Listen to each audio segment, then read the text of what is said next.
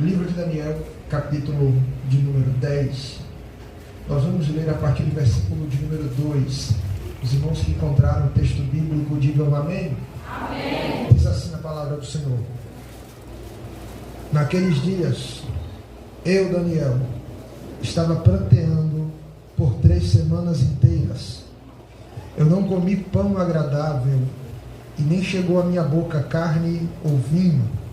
Eu também não me ungi, até que se completassem 3 semanas inteiras.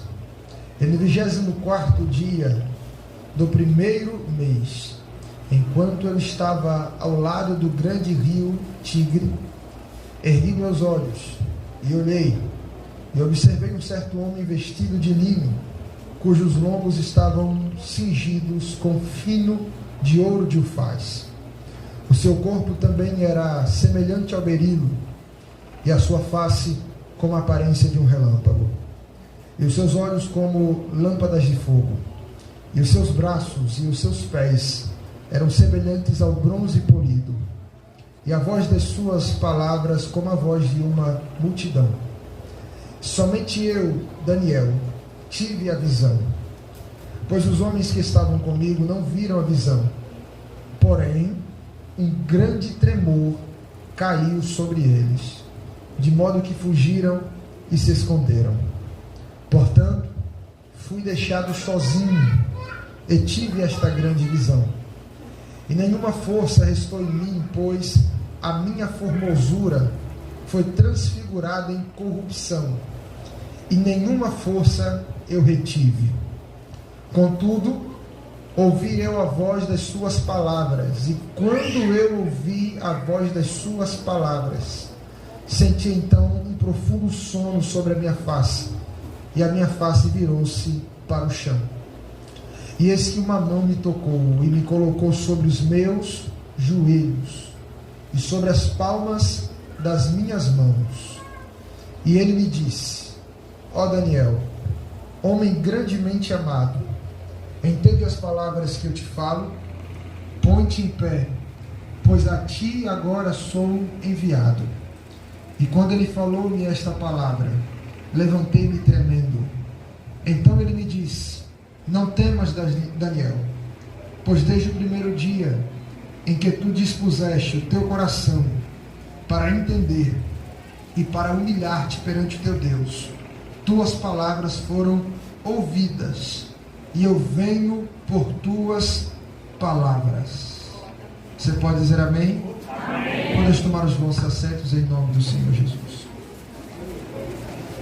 Amados, o livro profético de Daniel, ele encontra-se classificado no Antigo Testamento entre os livros dos profetas maiores. Sabemos que os últimos livros do Antigo Testamento são classificados entre os livros proféticos maiores e menores, não por classificação de autoridade profética, de poder, de teor da mensagem, de intimidade e comunhão que o profeta poderia ter com Deus de forma alguma, mas pelo conteúdo que fora escrito por ambos os profetas. Logo, os profetas que têm mais conteúdo escrito que leva ao seu nome estão classificados em livros dos profetas menores. Então esta classificação é apenas uma forma de dividir e compreender melhor cada texto, cada livro e cada escrito profético. Daniel foi um dos profetas mais destacados em seu tempo, e ele foi um dos poucos profetas que profetizou desde o início do seu ministério, na chegada na terra da Babilônia, até o final do cativeiro babilônico.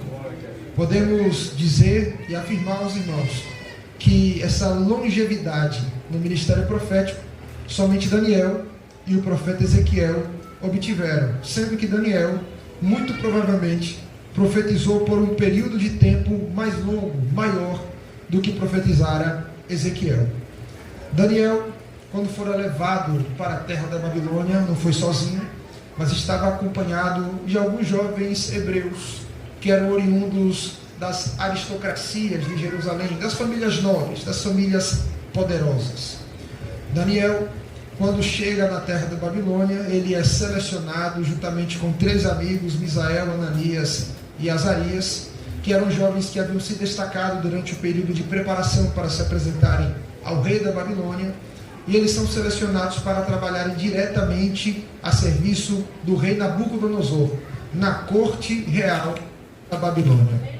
Daniel, desde o início do seu ministério, se destacou na Babilônia, quer seja pela sua habilidade natural, que foi dada por Deus, quer seja pela sua inteligência, pela sua sabedoria, porque o texto sagrado nos diz que Daniel e seus amigos, no capítulo de número 1 do livro de Daniel, eles eram dotados de toda sorte de ciência, e o espírito de sabedoria e de ciência estava sobre eles.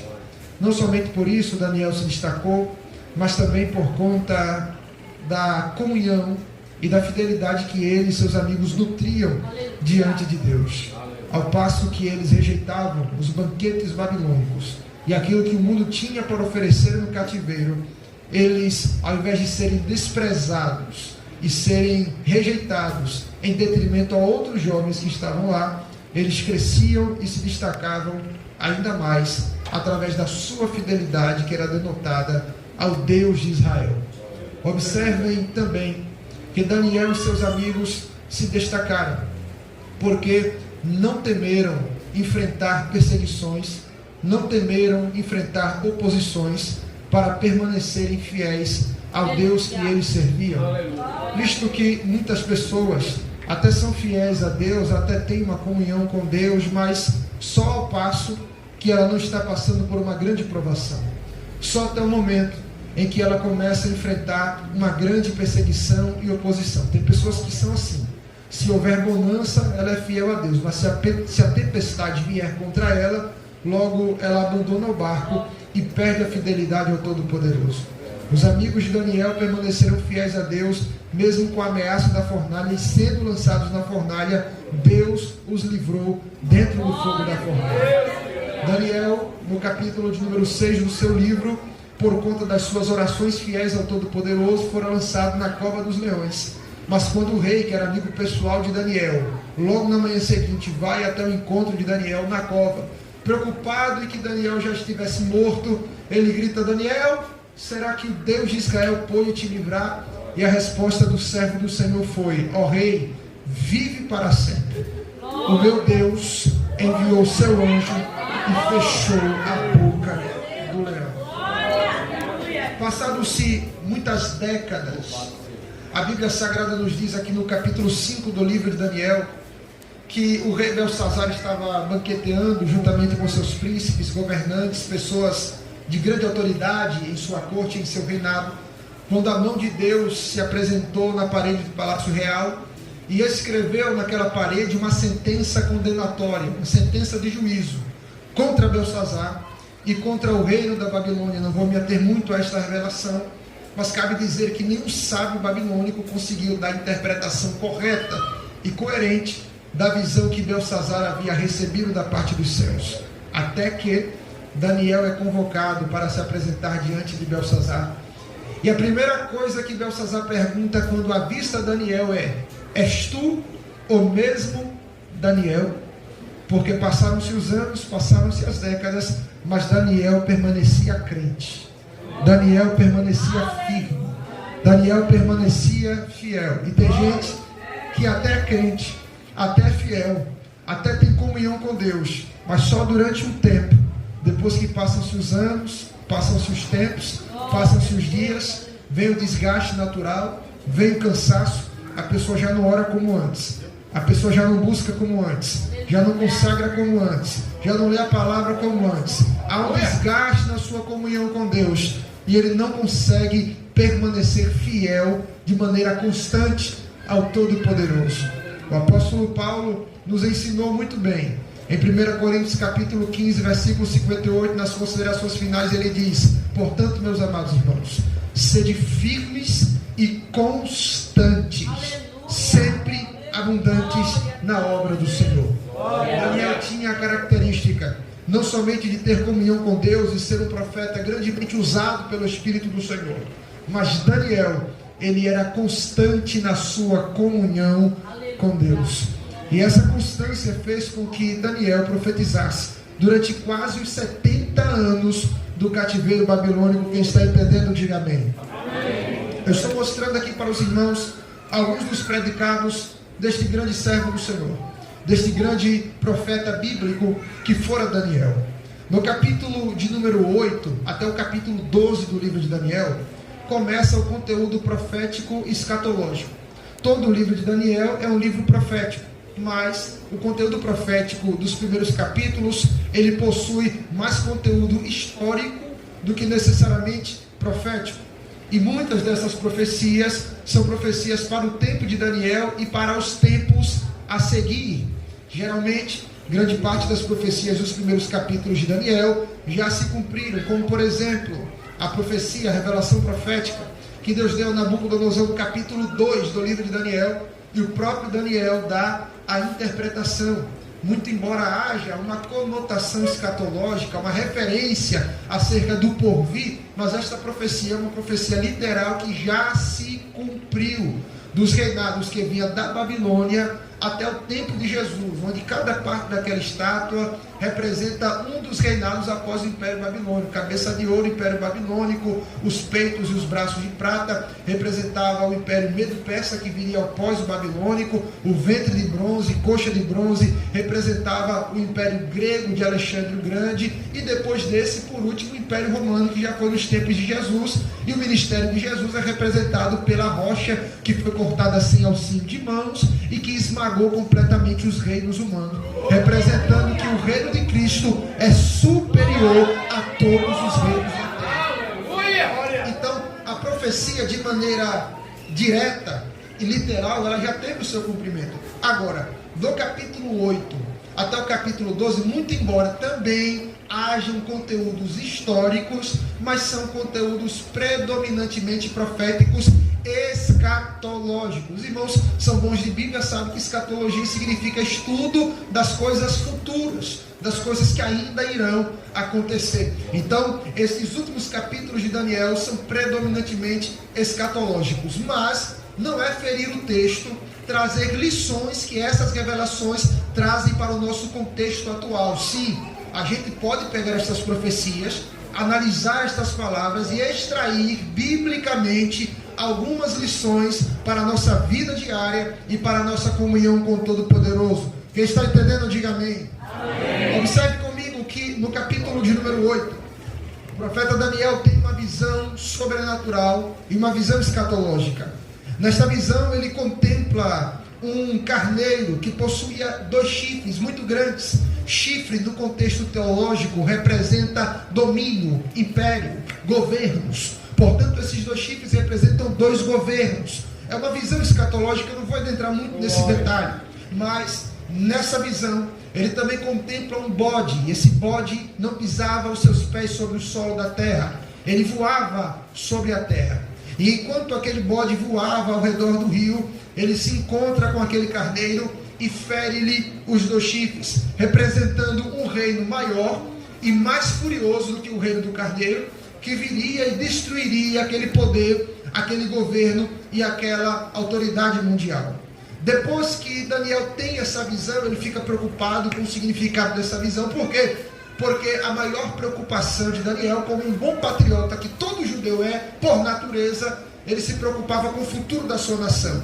E que esses embates mundiais pudessem afetar negativamente e trazer mais sofrimento para o seu povo, para o povo de Judá.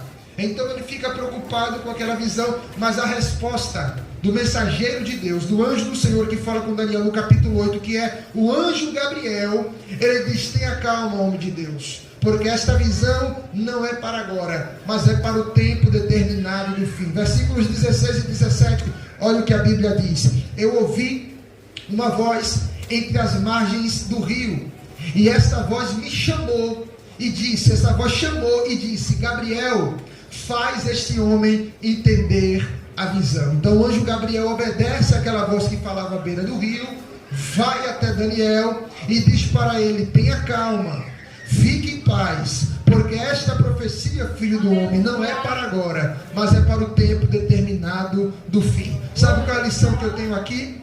Existem revelações que Deus nos dá, existem coisas que Deus nos mostra, existem projetos que Deus tem para conosco, para com a nossa família, para com a nossa igreja, para o nosso futuro, para os nossos sonhos. Só que esta revelação e esta promessa que Deus fez não é para o tempo que eu imagino que deve ser, não é para o tempo que você acredita que deve ser, é para o tempo que está determinado pelo próprio Deus. Eclesiastes capítulo 3, verso 1, a Bíblia diz que há um tempo determinado para todo o propósito debaixo do céu. E eu abro parênteses nessa mensagem para lhe dizer que a tua pressa não vai adiantar o tempo de Deus, e a tua morosidade também não vai desacelerar o tempo de Deus. O que Ele falou e te disse que iria acontecer, no tempo que Ele determinou, Ele fará, porque Ele é Senhor do tempo.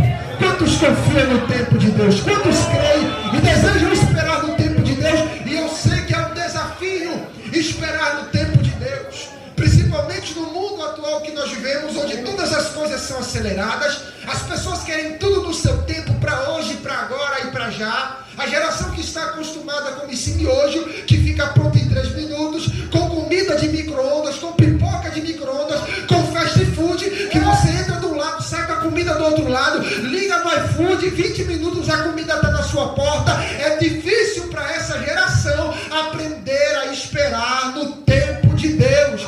Mas eu quero lhe dizer que não adianta querer lutar contra o tempo de Deus, porque Ele controla o tempo. Se Ele quiser acelerar, Ele acelera o tempo. Se Ele quiser retardar o tempo, Ele faz o tempo retroceder. Se Ele quiser parar o tempo, Ele para. Mas o controle do tempo não é meu, o controle do tempo não é teu. O controle do tempo está na mão daquele que criou o tempo. Diga glória para Jesus. Olhe para alguém que está do seu lado, se não for incomodar essa pessoa, se não for ferir tua ética, diga para esta pessoa: aprenda a esperar o tempo de Deus. Diga com mais autoridade, tem alguém precisando receber essa palavra: aprenda a esperar o tempo.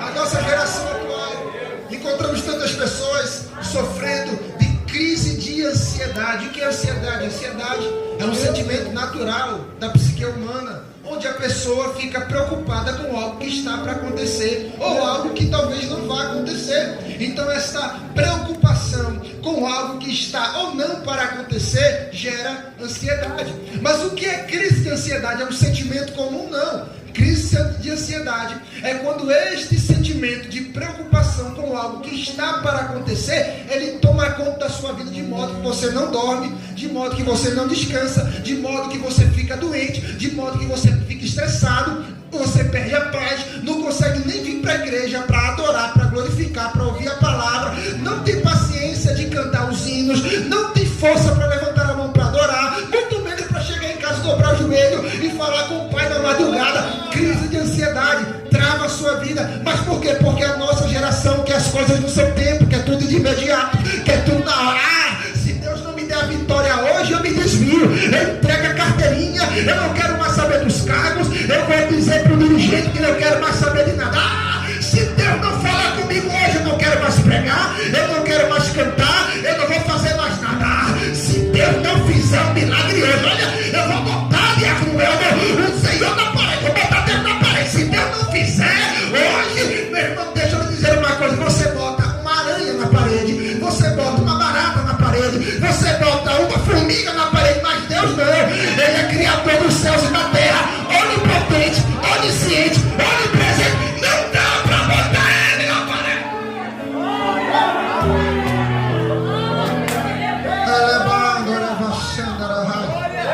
Isaías capítulo 40, versículo 29 a seguir, a Bíblia diz: os jovens correrão e se cansarão, e os jovens de exaustos cairão.